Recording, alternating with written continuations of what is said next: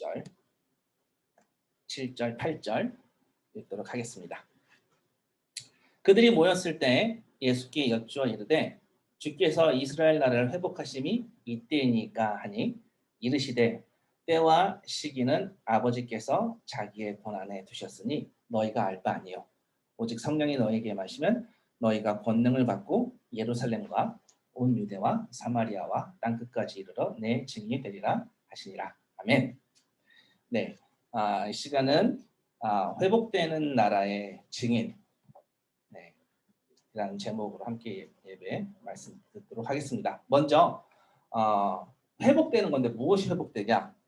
네, 하나님의 정의가, 하나님 나라의 정의가, 하나님의 정의가 회복되는 나라에 대해서 우리가 보고자 합니다. 우리 그 ESV 성경 공부 교재에는 이렇게 쓰여져 있어요. 이스라엘 나라의 회복에 대해서 제자들에게 예수님이 이렇게 말씀하십니다. 어떻게 설명하시냐? 모든 창조 세계를 향한 하나님의 주권적 통치가 하나님의 나라이다. 그래서 이것을 바로 알려주시고 바로 잡는 것. 이것이 나라의 회복이라고 합니다. 하나님의 주권적 통치로 많은 것이 바로 잡히게 되는데 특별히 오늘은 하나님 나라의 정의가 바로 잡힘을 보는 시간으로 함께 말씀 나누고자 합니다. 자, 나라가 회복돼야 된다. 혹시 이 말씀 어르신들이 하는 이야기 들어보신 적 있나요? 나라가 회복돼야 된다. 뭐 예를 들어서 막 공정한 나라 이렇게 뭐 정치하시는 그 어르신들이 막 서로 이제 정치 공방하면서 지금 이게 나라냐? 나라 꼴이 이게 뭐냐? 너도 나도 이렇게 왼쪽이든 오른쪽이든 여든 야든 이렇게 외치시고 있어요. 어느 집단이나 이런 외침이 없는 곳이 없죠. 예전에 제가 그 경험했던 것 중에서 한 가지 말씀드리자면은 같은 상황이었는데 좀 다른 판단을 했었던 게 있어서 한 10여 년 전, 한 십수년 전에 제가 태권도를 가르친 적이 있었거든요. 아마 여기 앉아 계신 성도들은 상상하기 어려우실 것 같은데요. 이 자리에 지금 온라인에 계신 저희 고향 친구들과 같은 우리 안나 집사님이나 호찬 집사님 잘 아실 겁니다. 그때 제가 그렇게 있었던 거 다 이제 보셨었는데 지금 생각해 보면 하나님의 인도가심 가운데 있는 어떤 저의 개인 역사라고 믿습니다. 뭐 그 시절 엄청 어려운 어두운 터널이라고 생각했었는데 뭐 사실 그 어려운 터널 이후에 훨씬 더 어두운 터널이 더 많았죠. 우리가 다 그런 것 같습니다. 지금 겪고 있는 게 가장 어렵다라고 생각하는 것 같은데요. 뭐 이런 얘기 드리려고 한 건 아니고요. 제 요점은 그때 태권도 가르치다가 제가 같이 가르치는 동생이 하나 있었었는데 UFC 선수였어요. 그러니까 종합격투기.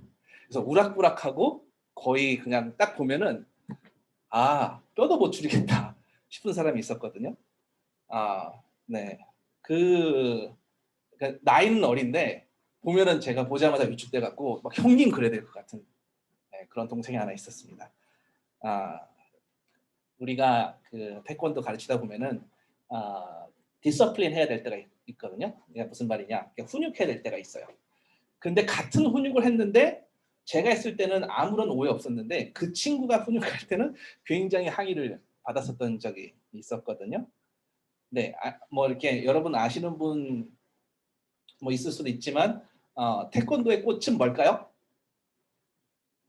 격파? 겨루기. 네, 겨루기도 되고 격파도 되고 그렇습니다. 사실 이제 겨루기 하려면은 어느 정도 이제 실력을 갖춰야 되고 또 수련을 많이 해야 되는데요. 수련 과정 속에서 우리 눈에 불필요해 보이는 것들을 많이 해요. 근데 미국 사람들한테 이렇게 인사하라고 하는 게 어색한 그 동작이거든요. 이렇게 인사하는 게. 네. 근데 한국말로요. 안녕하십니까 하고 미국 사람들이. 네. 근데 좀 어색해요. 이 사람들은 이제 경례를 안 하는 사람들이잖아요. 그리고 기다릴 때 어떻게 되느냐? 무릎 꿇고 앉아서 기다려요. 네. 그러니까 약간 좀 하고 싶지 않은 일들을 하는 거죠. 그리고 그 벨트 묶는 것, 띠 묶는 것도 정해진 방식으로 띠를 묶습니다. 잘못 묶으면은 또 훈육 대상이 됩니다. 사실 합리적인 미국 사람들한테 이런 교육이 잘 안 어울릴 것 같은데요. 사실은 이제 많은 미국 부모님들이 권위에 대해서 가르치기 위해서 종종 무술 수련장으로 태권도나 뭐 유도나 뭐 검도나 이런 수련장을 데리고 왔었거든요.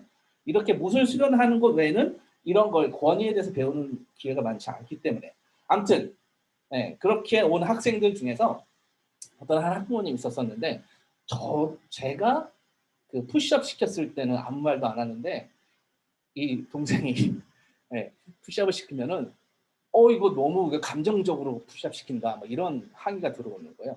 제가 보기에는 그럴 만해서 이제 그렇게 시킨 거였는데도 불구하고요. 어쩔 때는 이제 푸시업도 시키고 어쩔 때는 좀 뭐 플랭크 같은 것도 시키고 뭐 이렇게 징계하거든요. 그래서 뭐 이렇게 푸시업 할 때 one sir, two sir, three sir 막 이렇게 시켜요. 그래서 미국 사람들이 이거 따라하는 거 보면 되게 신기합니다. 어쨌든 근데 이 후배가 징계하는 방법이 뭐 굉장히 감정적이라고 항의를 받았었는데요. 그러면서 이게 지금 다른 아이들하고 공평하게 공정하게 가르쳐야지 왜 우리 아이한테만 그렇게 훈육하냐 하는 왜 어지간했으면 이제 그런 얘기 안 하는데 이 친구가 UFC 선수라서 굉장히 보고만 있어도 조금 이렇게 위축되는 그런 친구였었거든요. 어쨌든 같은 훈육을 해도 누군가에게는 그 부분이 공정하게 느껴지지 않고 누군가에게는 공정하다라고 판단이 됩니다. 괜찮다 이런 거죠. 사실 공정하다 공정하지 않다 뭐 정의롭다 정의롭지 않다 이거는 누가 판단하죠? 무엇을 갖고 정의롭다 정의롭지 않다 공정하다 공정하지 않다 무엇을 근거로 판단하나? 양심? 양심은 사실 쉽게 자기의 유익 앞에서 양심을 감춥니다. 그래서 양심은 공정한 잣대로 정의로운 저울로 쓰여질 수 있게 많이 부족해요. 그럼 공정하다라는 판단은 무엇을 근거로 공정하다, 공정하지 않다, 공평하다, 불공평하다, 정의롭다, 정의롭지 않다 이런 판단은 기준은 뭘까요? 법이 공정한 것 같은데요. 공정한처럼 보이죠. 뭐 이렇게 뭐 공정거래위원회 무슨 공정거래법 항상 되게 공정하게 판단할 것 같잖아요. 그 법 해석이 항상 동일할 것 같잖아요. 아닙니다. 실상은 항상 동일해야 되는데 그 안에 오점이 있을 수 있습니다. 그리고 시대가 바뀌어도 객관적으로 맞다라고 하는 부분이 판단되어지는 부분이 바뀌기도 합니다. 그래서 법도 사실은 공정하다고 판단되어지는 기준 삼는 게 부족한 부분이 있습니다. 디테일에서 억울할 수 있는 허점이 있어요. 법에도. 그래서 1심, 2심, 3심 있잖아요. 왜? 정확하다면 1심, 2심, 3심까지 갈 필요 없잖아요. 그렇죠? 한 번에 끝내면 되지 법이. 그런데 1심, 2심, 3심이 있는 거는 법 스스로가 완전히 공정하지 않을 수 있다는 것을 얘기하는 거예요. 스스로 오점이 있을 수 있음을 인정하는 게 1심, 2심, 3심 제도죠. 공정하다. 요즘 뉴스를 보면은요. 청년 문제, 특히 2030 문제를 갖고 여기저기서 이제 공방을 벌이는 것을 보는데요. 좋은 나라, 공정한 나라를 위해서 청년들에게도 공정한 기회를 주어야 한다. 뭐 그렇게 주장합니다. 지금 뭐 2030 이제 청년층을 기용하는 것이 뭐랄까 공정한 나라다, 괜찮은 나라다, 기회가 평등한 나라다 이렇게 목표 삼고 있기 때문에 다양한 그런 목소리들이 2030 청년 세대를 수용하고 있습니다.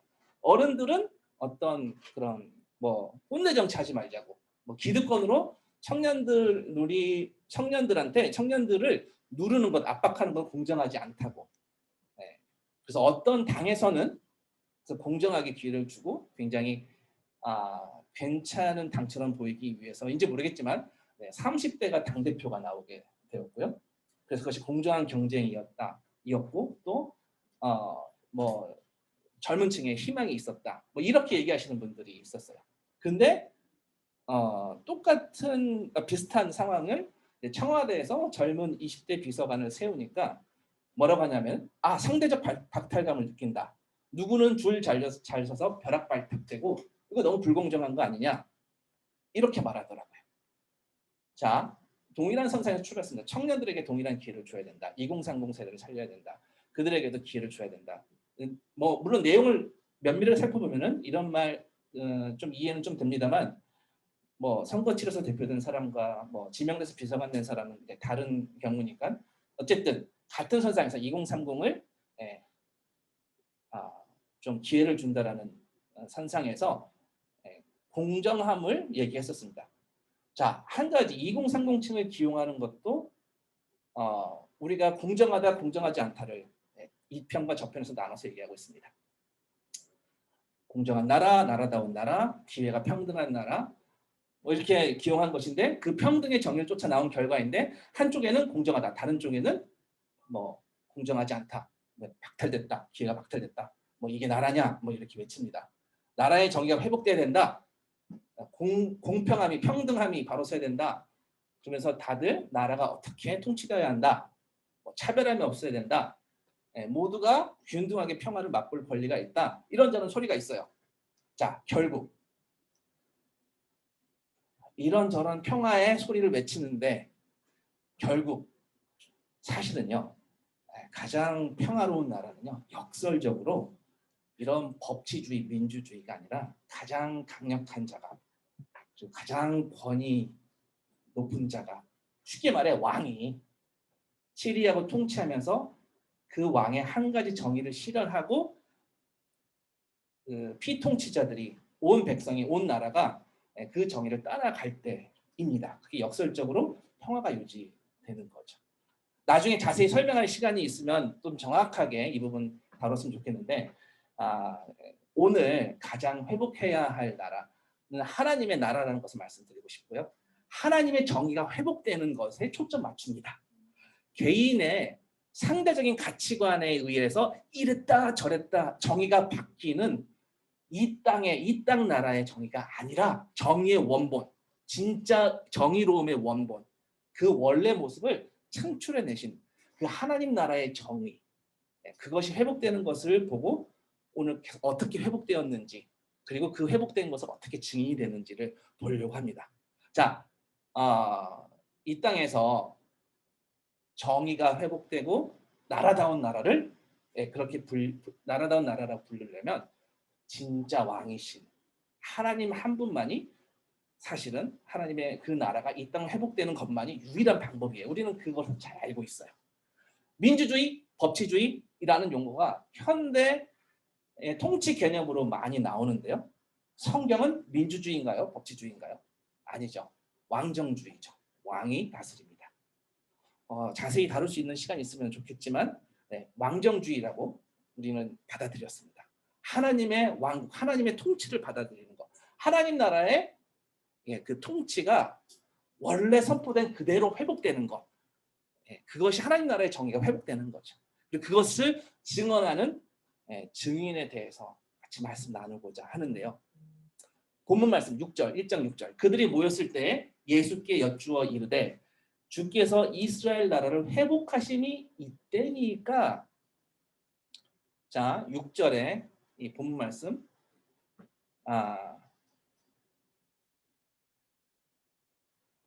이 본문 말씀 보면은요. 제자의 관점이 잘못된 건 무엇인지 그리고 그것이 우리에게 어떤 의미가 있는지 한번 먼저 볼게요. 나라를 회복하심이 이스라엘 나라를 회복하심이 이때니까 여기를 이제 영어로 보면은요. You are restoring the kingdom to Israel. 그러니까 무슨 말이냐면은 restoring 회복하는 건데요. 무엇을 회복하냐? The kingdom 그 왕국, the kingdom 그 왕국을 회복해서 어떻게 해요? To Israel. 이스라엘에게 지금 이스라엘 나라를 회복하시면 이때니까라고 번역했는데 이제 영어로 보면은 이스라엘에게 하나님의 나라를 회복하시면 이때니까 이렇게 질문하는 거예요.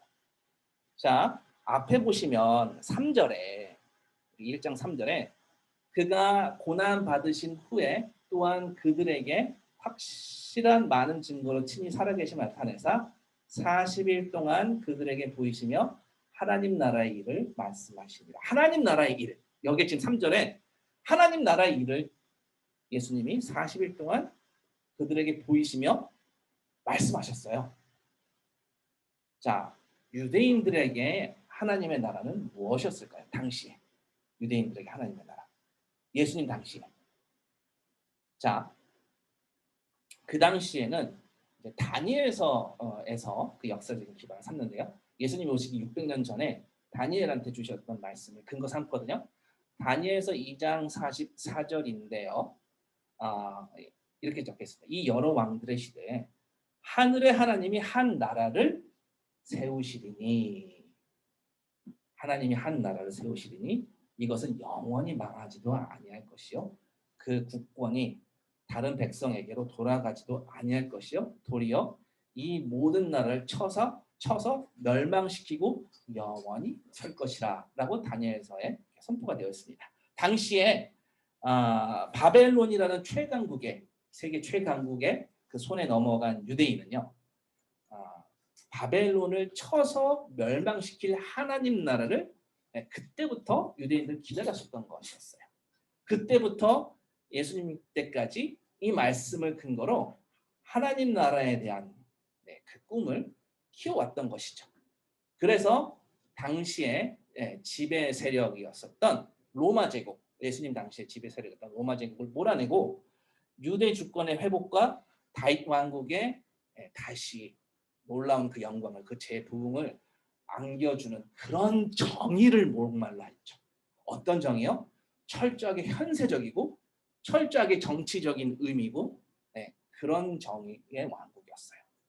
그들에게 정의는 유대 주권의 회복이 그들에게 정의였어요.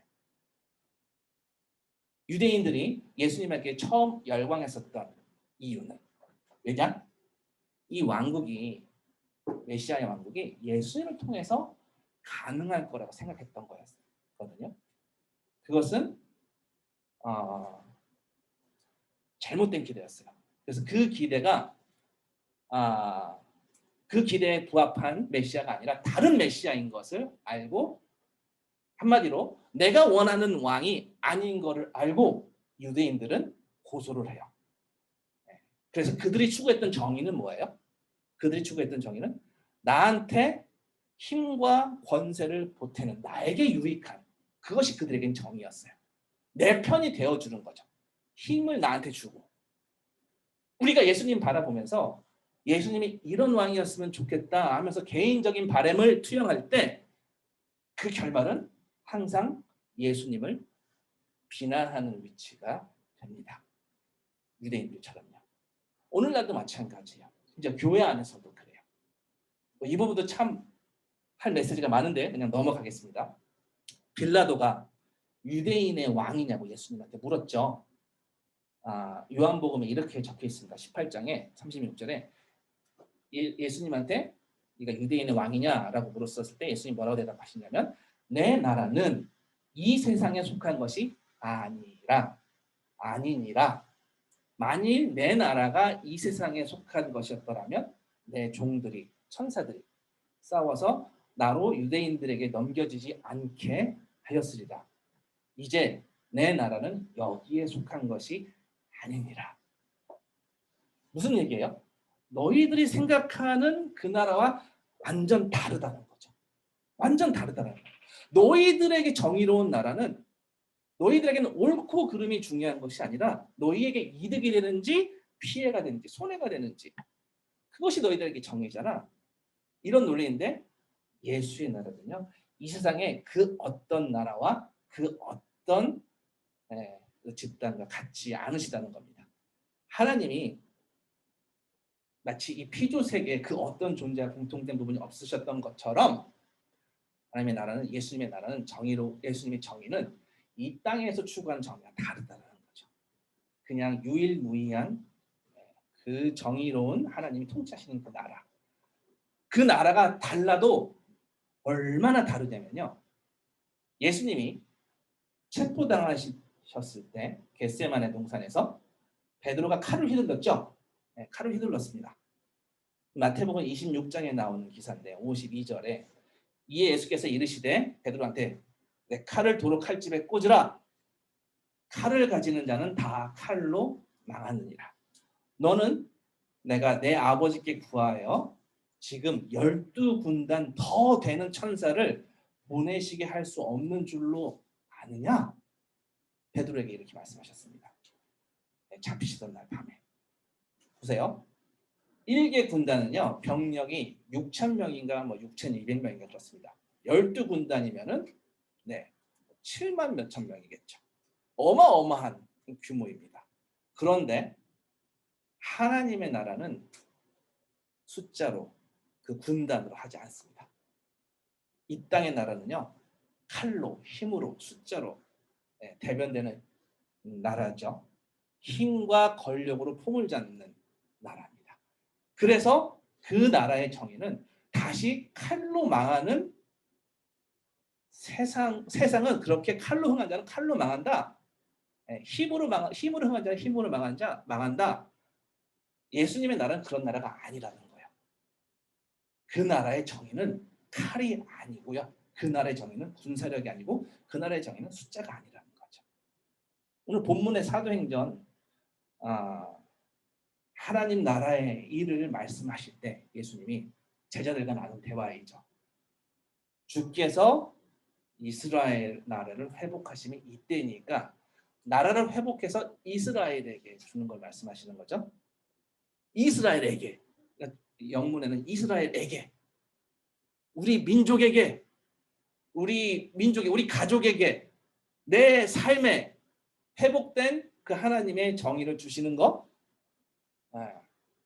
우리들 자세랑 좀 비슷해 보여요. 이 제자들의 자세가. 복음이 좋은 것은 아니니까 나에게 유익했으면 좋겠고요. 나한테 좋은 소식이었으면 좋겠고, 물론 우리한테 좋은 소식 맞습니다. 근데 그게 뭐든 나한테 좋은 거면 좋다라는 거죠. 그게 하나님 나라의 복음이든 뭐든 좋아요. 이런 우리의 자세를 대변하는 것과 같은 그런 억구죠. 근데 사실 이 질문은요, 좀 어리석은 질문이나 어떤 우리의 생각을 담아낸, 그래서 좀 우리가 타파해야 될 생각, 그래서 이 질문은 옳지 않습니다. 근데 사실 이 제자들은요, 구약에 대해서 알고 있었기 때문에 이 질문을 할 수밖에 없었어요. 예수님이 오시기 전까지는요, 그냥 이 질문은 너무나 그 시대에는 당연한 질문이었었어요. 유대 사회적으로, 그러니까 말씀에서, 구약 말씀에서 성령이 부어지면, 지금 예수님은요, 지금 성령 침례에 대해서 말씀하셨거든요. 성령이 부어지면 이스라엘이 회복되고 하나님의 나라가 올 것이라고 분명히 요엘서에서 그렇게 가르쳤습니다. 에스겔서에도 39장에 25절에 그러므로 주 여호와께서 이같이 말씀하셨느니라. 내가 이제 내 거룩한 이름을 위하여 열심을 내어 야곱의 사로잡힌 자를 돌아오게 하며 이스라엘 족속에게 누구에게? 유대 민족에게 사랑을 베풀지라. 이들의 생각은 우리 민족에게 이건 너무나 당연한 생각이었어요. 왜요? 구약 말씀이 그렇게 적혀 있었으니까. 이스라엘 온 족속에게. 에스겔서 39장 29절 내가 다시는 내 얼굴을 그들에게 가리지 아니하리니 이는 내가 내 영을, 성령을, 지금 예수님 말씀하시는 장면이죠. 이스라엘 족속에게 쏟았습니다. 주 여호와의 말씀이니라. 이 구약 말씀처럼 제자들은 너무나 당연하게 이 나라가 하나님의 나라가 이스라엘에게 주어지고 회복된 하나님의 나라가 이스라엘에게 올 거라고, 이 하나님의 통치가 이스라엘에게 올 거라고 그렇게 예상했겠죠. 뿐만 아니라 이럴 수밖에 없었던 것, 이런 생각을 할 수밖에 없었던 건 조금 더 이들을 이해해 보자면 누가복음 22장 29절에 이런 말씀이 있어요. 내 아버지께서, 예수님이 이런 말씀하십니다. 누가복음 22장 29절 내 아버지께서 나라를 내게 맡기신 것 같이 나도 너희에게 맡긴다고 했어요. 예수님. 그래서 이 이스라엘에게 이 회복된 나라를 맡기심이 그들에겐 자연스러운 생각이 없을 수 있어요. 충분히 이해 가능합니다. 나도 너희에게 맡겨라고 예수님이 직접 제자들에게 얘기한 거예요. 너희로 내 나라에 있어 내 상에서 먹고 마시며 보좌에 앉아. 영광스러운 보좌, 그 나라에서 한 자리에 앉아서 이스라엘 12지파를 다스리게 하려 하노라. 네, 봐봐요.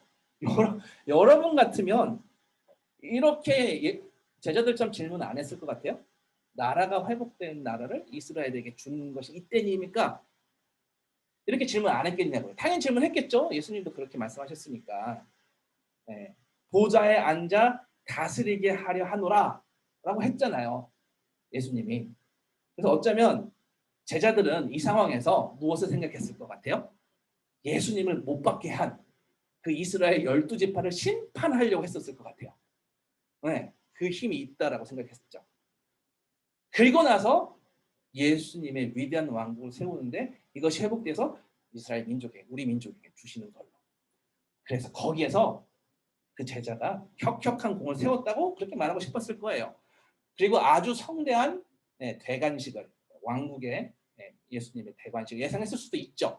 그래서 하나님의 나라가 이스라엘에게, 제자들에게 주어지고 세워지는 거라고 당연히 그렇게 믿었겠죠. 그거는 나쁜 질문이라기보다 그렇게 질문할 수밖에 없었던 것 같아요. 몇 날이 못 되어 성령으로 침례를 받으리라 라고 이렇게 주님이 말씀하셨어요. 그래서 며칠 후면 그날이 올 것처럼 성령으로 그날이 올 것처럼 기대가 되었겠죠. 왜냐?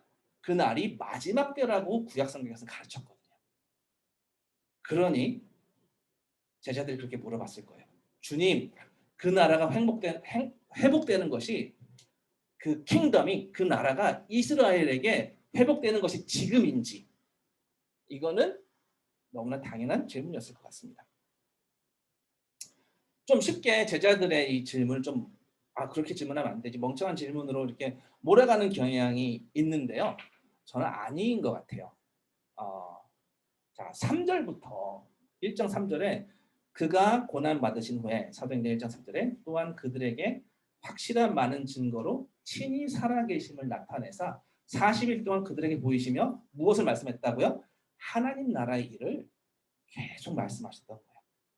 하나님 나라에 대해서 주님이 계속 가르치셨기 때문에 이런 질문, 때에 대한 질문이 나온 것은 너무나 당연한 거죠. 자, 그래서 예수님은요, 그들의 이 질문이랄지, 그들의 때에 관한 이 그들의 이제 관점을 비판하는 의미로, 한심하다, 뭐 알 거 없다, 그렇게까지 안 하셨을 수도 있답니다. 그냥 회복이라는 관점으로, 하나님 나라의 회복이라는 관점으로 이스라엘 회복의 어떤 그들이 갖고 있는 그런 신학적인 관점을 비판하거나 그렇게 때에 대해서 핀잔하거나 그랬지는 않았을 수도 있다. 어리석다고 나무라지는 않으신 거거든요. 사실은 이 회복 관점은 또 사도행전 3장 21절에 또 나와요. 그 다음번에 한 번 더 보겠는데요. 자, 주님은 사실 제자들에게 충분히 이해심을 갖고 바라보시면서 말씀한 것 같아요. 그래서 때와 시기에 대한 그 부분만 수정시키고, 자, 때와 시기는 아버지께서 자기의 권한에 두셨으니 너희가 알 바 아니요. 야, 그 생각까지 하지 마. 이렇게 딱 잘라서 말했다라기보다도요. 나머지는 사실 다 인정해요. 성령이 임하는 거, 그것도 마지막 때라는 것에 제자들의 이 관점을 맞다고 인정해 주세요. 그것을 고치지는 않으세요. 다만 때에 대한 관점만 고치세요. 수정하세요. 성령이 부어지는 지금이 곧 마지막 때가 될 것이라는 그 점, 요에서 2장처럼 모든 것이 회복되는 때에 대한 것도 그렇게 생각하는 것이 옳다라고, 이렇게 맞다라고 얘기해 주시는 것 같아요. 그렇지만 어떤 특정 시간에 혹은 뭐 몇 달 안에, 몇 주 안에 일어나게 될 것이라고 생각하는 것은 그것은 아니다. 7절에 때와 시기는 아버지께서 자기의 권한에 두셨으니 너희가 알 바 아니요. 아마도 요 40일 동안 예수님이 하나님의 나라에 대해서 알려주신 이 40일 동안 예수님이 하나님 나라에 대한 시간표, 그 시간표에 대해서 말씀하셨을까요? 안 하셨을까요? 안 하셨겠죠. 그러니까 궁금해서 제자들이 질문했을 수도 있습니다. 여러 가지가 이유가 있겠지만 그 시간을 얘기하지 않으시는 것이 뭐 시간은 우리 영역이 아니라고 말씀하시는 것 같아요. 사실 우리가 살다 보면은 무지하면 좋은 것들이 몇 가지 있는데 그중 하나가 그냥 모르게 두시는 게 무엇이 끝나는 지점, 삶이 끝나는 지점. 뭐 좀 격가지 이야기인데 뭐 언제 죽을지 모르는 것과 좀 비슷한 영역이라고 생각합니다. 우리가 혹은 내가 사랑하는 사람이 그 타이밍을 안다면 내가 사랑하는 사람이 언제 죽는지 안다면 그 타이밍이 언제인지를 안다면은 불행하겠죠. 네. 그래서 어쩌면 우리의 유익을 위해서 하나님께서 시간에 대한 부분은 감추어 두신 거일 수도 있습니다. 마치 학생이 오늘 시험 칠 수도 있고 다음에 시험 칠 수도 있다라고 선생님이 얘기하면 뭐 시험 좀 준비를 어느 정도 하겠죠. 그러다가 시험이 준비하면 시험을 안 보더라도 자신의 실력은 늘어나겠죠. 도움이 되는 거죠. 사실 시험 연기해도 본인의 갈고 닦은 실력은 쉽게 없어지지 않는 것처럼 막상 시험 날짜는 이제 정확치 않더라도 그 시험에 패스하게 될 준비를 계속할 수 있는 것과 같은 뭐 그런 유익함이 있지 않을까? 뭐 이게 중요한 건 아니고 그래서 그 정보를 끝나는 지점에 대한 정보를 우리가 핸들할 수 있는 정보로 허락하시지 않은 게 어쩜 다행이다. 그렇게 생각합니다. 어쨌든 뭐 이런 게 별로 상당히 중요한 건 아니었는데 중요한 거는요. 이 성령이 임하시면 권능을 받고 증인이 된다는 것이죠. 성령으로 인해 회복된 나라의 권능을 경험하고 증인 노릇한다는 것이에요. 시간에 관한 부분 그거 말고 그 예상 말고 제자들은요.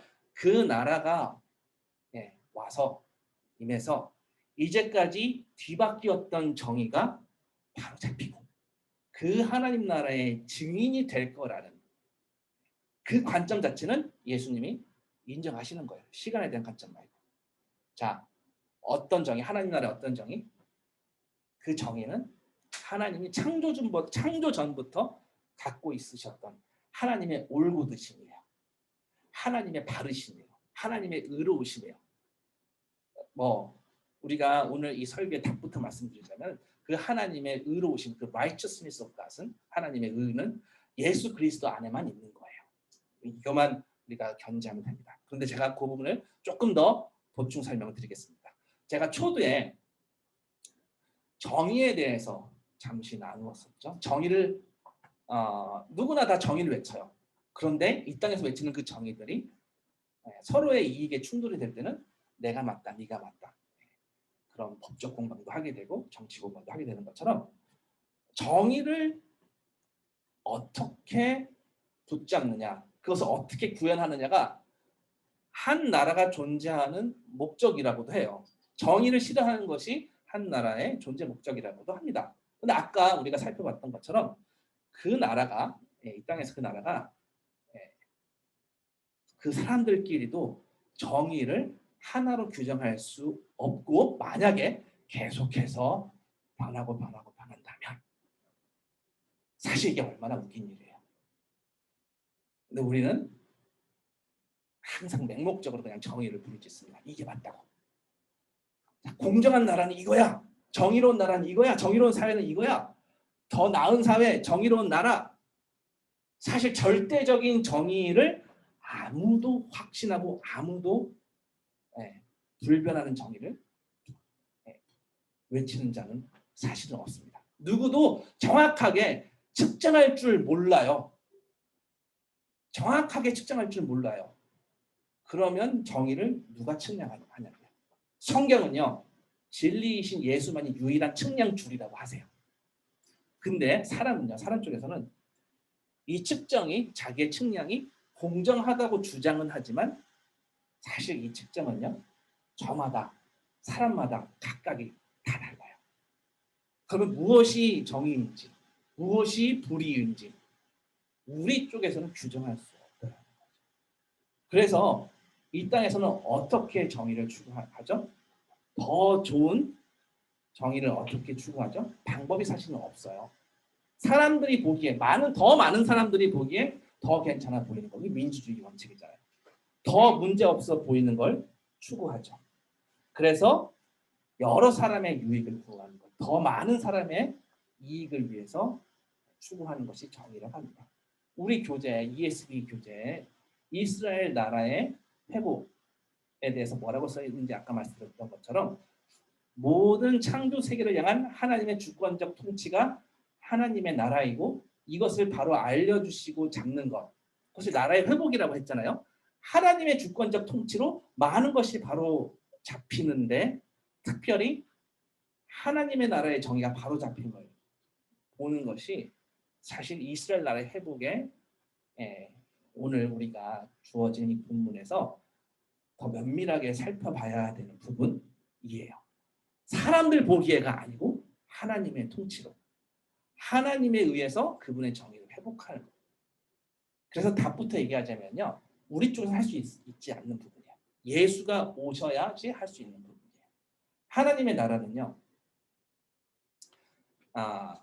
영원히 바른 측량줄 바로 예수님이심을 하나님 나라에서 선포하세요.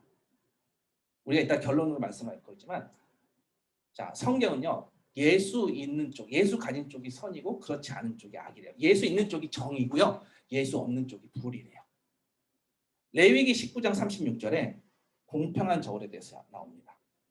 공평한 저울과 공평한 추와 공평한 에바와 공평한 인을 사용하라. 이 공평은요. 항상 정확한 공평은요. 항상 정확한 저울은요. 이 땅에서 유일하게 예수밖에 없어요. 나는 너희를 인도하여 애굽 땅에서 나오게 한 너희 하나님 여호와니라. 하나님에게 합당한 경애와 하나님의 무게감에 맞는 하나님의 그 하나님의 무게감과 밸런스에 맞는 합당한 찬양을 저울에 맞게 밸런스에 맞게 올려드려야 되는데 인간 쪽에서는 그것을 한 번도 실현할 수가 없다는 거예요. 하나님의 정의가 실현돼야 되는데 인간 쪽에서는 그 어떤 것을 올려놓아도 공평하지가 않다는 거예요. 저마다 사람은 다른 측량줄로 외쳐요. 이 정도면은 합당하다고 내 상황에서 이만큼 하면 됐지 않냐고 주님 뭐 이 정도면은 대충 받아주실 수 있지 않나요? 저게 최선인데요. 우리 쪽에 아무리 최선일지라도 하나님은 사실 한 번도 그 최선을 인정하시지 않으셨어요. 오직 하나님께 걸맞는 예배가 그 무게감에 걸맞는 그 찬양이 들어졌을 때만 인정하셨습니다. 그것이 최초로 인류 역사상 최초로 만족되어진 때가 바로 예수의 십자가와 부활입니다. 그게 나라의 회복이에요. 그게 하나님 쪽에서의 정의의 회복이에요. 하나님의 주권이 선포되어진 것이에요. 하나님이 받으시기에 합당한 예배를 올려드리는가? 우리 이거를 고민해야 되는 것이 나라의 회복입니다. 예수 아니면은 절대 합당하지 않다라는 거. 그래서 그분의 주권과 그분의 영광과 이런 것에 정말 밸런스가 맞는지 내가 올려지는 것이 예수 말고는 밸런스 맞는 게 없다라는 것이 하나님 쪽에서의 정의세요. 창조 이래로 우리는 공정하지 않았습니다. 에덴 동산 그 이후로 3장의 사람의 타락 이후로 우리는 계속 불의한 모습이었어요. 계속 우리에게 유익한 것이 정의였어요. 내가 정의였어요. 내가 의를 선택했어요. 하나님 쪽에서 선택하신 것이 아니라 하나님이 받으시기 합당한 걸로 드리지 않았었습니다. 근데 예수님께서 이 땅에 오셔서 주님 못 박히시고 온갖 수치를 다 당하심으로 십자가에서 완전한 제물이 되어주심으로 바로 하나님의 영광이 그 거룩하심이 다 지켜지고 밸런스가 맞게 되어졌어요. 그래서 예수 있는 쪽이 정의가 됐고요. 예수 없는 쪽이 그렇지 않은 쪽이 불의가 됐습니다. 이게 땅끝까지 확장되어지기를 그래서 증인되어지는 자들 이것이 성경에서 말하는 땅끝까지 증인이 된다라는 말에 하나님 쪽 사이드의 정의라고 생각이 됩니다. 그 증인이 되는 법. 하나님 나라가 회복되어지고 또 그것을 기대하고 증인이 되기 위해서 우리가 할 일은 무엇일까요?